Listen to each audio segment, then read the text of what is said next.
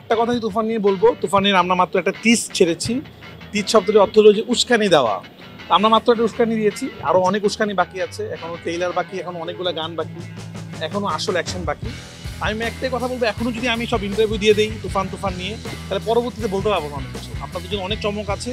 শুধু এতটুকুই বলবো, বাংলা সিনেমা এমন একটা জায়গায় নেওয়ার চেষ্টা করছে আমরা তুফান দিয়ে, যে আমরা প্রাউড ফিল করতে পারবো যে এটা বাংলা ছবি, যেটা আমরা এতদিন ভাবতে পারি নাই বাংলা ছবি নিয়ে, যে আমাদের বাজেট নাই, আমরা এটা পারি না। তো আমরা এটা অ্যাচিভ করার চেষ্টা করছি, এটা আপনারা দেখছেন। তো সবাইকে অনেক অনেক ধন্যবাদ।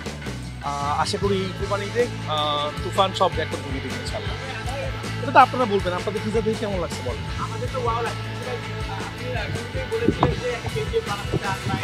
দেখেন আমি কি বলি, আজকে একটা কেজিএফ ওই ইন্ডাস্ট্রিকে চেঞ্জ করে দিয়েছে, আজকে একটা পুষ্পা ওই ইন্ডাস্ট্রিকে চেঞ্জ করে দিয়েছে।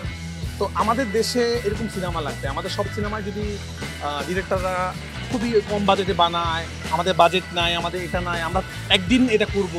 তো তুফান এমন একটা ছবি, আমরা চেষ্টা করছি ইন্ডাস্ট্রিকে অনেক বড় করবে। আজকে যখন এই সিনেমা নিয়ে বোম্বেতে রিভিউ হয়, এই সিনেমা নিয়ে কলকাতাতে রিভিউ হয়, তারা যখন প্রাউড ফিল করে বলে যে এই ছবি কলকাতাতে, যারা যখন বলে যে আমরা কলকাতাতে বানাতে পারিনি, তো এটা তো আমাদের দেশের জন্য প্রাউড হয়। তো আপনারা সবাই দোয়া করবেন। তুফানে অনেক অনেক চমক বাকি আছে। আমি আজকে যেহেতু খুব খুশির দিন, আজকে হ্যাপি নিয়ে কথা বলি, ঈদের পর ওইটা নিয়ে কথা বলবো। সবাইকে ধন্যবাদ, সবাই তুফানের সাথে থাকবেন।